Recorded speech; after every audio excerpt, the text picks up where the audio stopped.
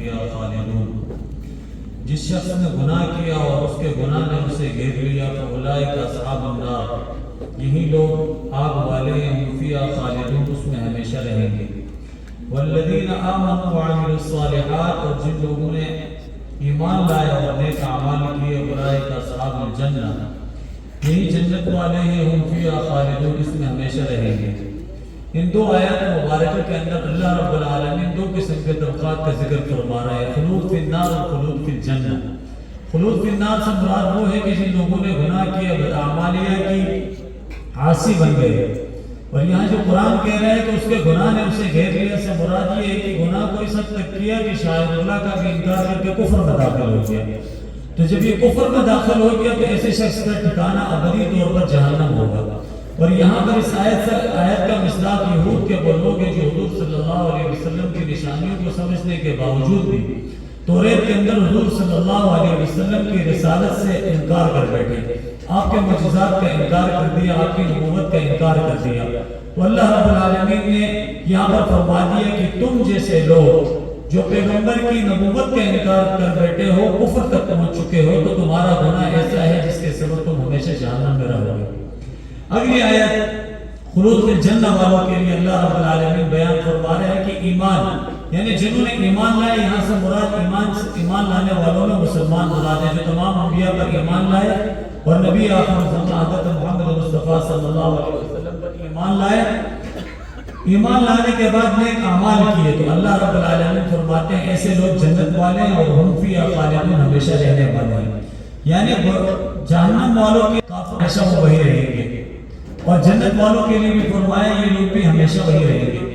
اگلی آیات کے اندر اللہ رب العالمین یہودیوں کی عہد شکنی کا ذکر بیان فرما رہے ہیں، وَإِذْ أَخَذْنَا مِيثَاقَ بَنِي إِسْرَائِیل، اور جب ہم نے عہد لیا بنی اسرائیل سے کہ لا تَعْبُدُونَ إِلَّا اللَّهَ، عبادت نہیں کرو گے مگر اللہ کی، وَبِالْوَالِدَيْنِ إِحْسَانًا، اور والدین کے ساتھ حسن سلوک کرو گے، وَذِي الْقُرْبَىٰ، اور قریبی رشتہ داروں کے ساتھ، والیتامیٰ، یتیموں کے ساتھ، والمساکین، محتاجوں کے ساتھ، وَقُولُوا لِلنَّاسِ حُسْنًا، اور لوگوں سے اچھی بات کرو گے، وَأَقِیمُوا الصَّلَاةَ وَآتُوا الزَّکَاةَ، نماز قائم کرو گے اور زکوٰۃ ادا کرو گے، ثُمَّ تَوَلَّیْتُم، پھر تم اس کے بعد پھر گئے، إِلَّا قَلِيلًا مِنْکُم، مگر تم میں سے تھوڑے بہت، وَأَنْتُم مُعْرِضُونَ، اور تم اعراض کرنے والے ہو۔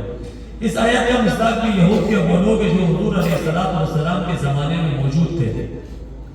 اللہ رب العالمین فرما رہے ہیں کہ میں نے تم سے عہد لیا کہ تم میری عبادت کے علاوہ کسی کی عبادت نہیں کرو گے، جبکہ تم نے میرے علاوہ بہت سارے بتوں کو رب مان لیا، ان کو اپنی عبادت گزار بنا دیا۔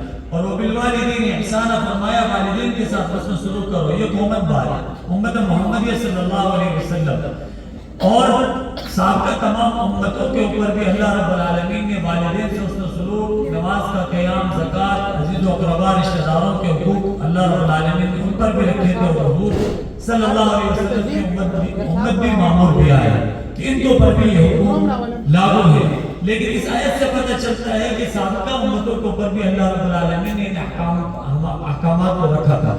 تو فرمایا والدین کے ساتھ حسن سلوک، تو قرآن کا حکم ہے کہ والدین کے ساتھ حسن سلوک کرنا، ان سے اچھی طریقے سے محبت سے، پیار اور شفقت سے بات کرنا۔ اور دوسری آیت میں آتا ہے قرآن کریم کی کہ فَلَا تَقُل لَهُمَا أُفٍّ، والدین کے سامنے اف بھی نہیں کرو۔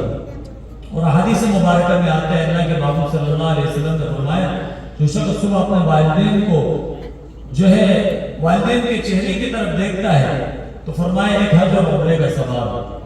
تو جو شخص عمرہ اور حج نہیں کر سکتے، کم از کم والدین زندہ ہے تو ان کے چہرے کی طرف مسکرا کر تو دیکھ سکتے ہیں نا، اتنی آسانی ہے اور یہ تو کرنا چاہیے۔ وذی القربیٰ، فرمایا قریبی رشتہ داروں کے ساتھ، رشتہ داروں کے ساتھ حسن سلوک کرنے کا حکم قرآن دے رہا ہے۔ اللہ رب العالمین فرما رہے ہیں کہ اپنے رشتہ داروں کے ساتھ حسن سلوک کرو۔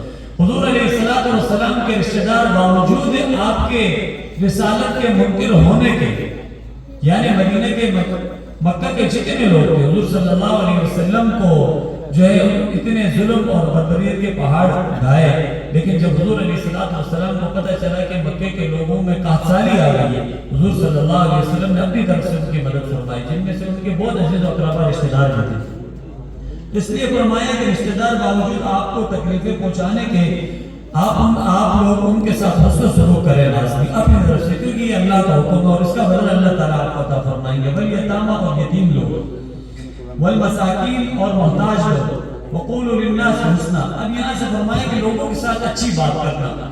اچھی بات سے مراد یہ کہ ہر اعتبار سے دنیا کا بڑے سے بڑا ظالم قسم کا بھی انسان ہوگا تو اس کے ساتھ آپ نے اپنے اخلاق سے اچھے طریقے سے بات کرنی ہے. جیسے کہ فرعون کے پاس حضرت موسیٰ علیہ السلام کو اللہ رب العالمین نے بھیجا. فرعون جیسے ظالم کے پاس کیا فرمایا؟ قولا لہ قولا لینا. میرے محبوب اس سے بات کرنی ہے نرمی کے ساتھ. اس نرمی سے بات کرنے کے اندر حکمت یہ بیان فرمائے کہ جب آپ نرمی سے بات کریں گے تو اگلے کے دل میں آپ کی بات اثر کر جائے گا، اور اگر آپ نرمی کو چھوڑ دیں گے تو گویا کہ آپ اس کو اپنا مخالف بنا دیں گے. فرمایا اسی طریقے سے اپنے معاملات کے اندر ہر اعتبار سے تمام چیزوں کے اندر آپ جو ہے لوگوں سے قولوا للناس حسنا اچھے طریقے سے بات کریں گے، چاہے وہ کسی بھی طبقے سے ہو، کسی بھی قوم سے ہو، کسی بھی مذہب سے تعلق رکھنے والے ہو. مفسرین نے لکھا ہے کہ ہندو اور یہودی بھی کیوں نہ ہو تو آپ نے اس سے جب بات کرنی ہے تو بات آپ نے اس سے اچھے انداز میں کرنی ہے، خوبصورت انداز میں کرنی ہے، سخت انداز میں اس سے گفتگو نہیں کرنی ہے. ثم تولوا، آگے فرمایا واقعی الصلاۃ، اور نماز قائم کرنی ہے اور زکات دینی ہے. یہ تمام مسلمانوں کے اوپر لازم ہے. ایک شخص بہت سارے نیک کام کرتا ہے اور نماز ادا نہیں کرتا تو اس کے ایسے نیک کاموں کا کوئی فائدہ نہیں، کیونکہ قرآن کا حکم ہے کہ نماز لازم ہے.